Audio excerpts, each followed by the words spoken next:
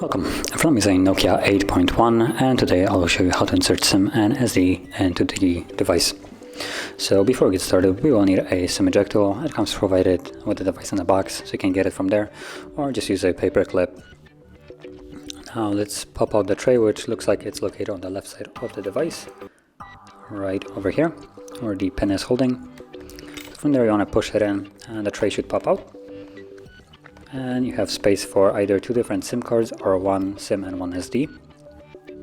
Now if you're going with two SIMs, one will take the place of the SD card, as you can see, like so.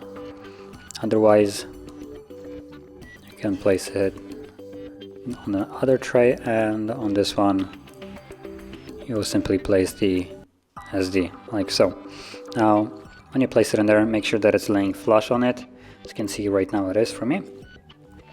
And what you want to do is just simply slide it back into the device without actually knocking the cards out of the tray. There we go. And there's the SD card, and the pin should pop out right now. So let's confirm the pin. And there we go. As you can see, SIM card is working and SD card as well.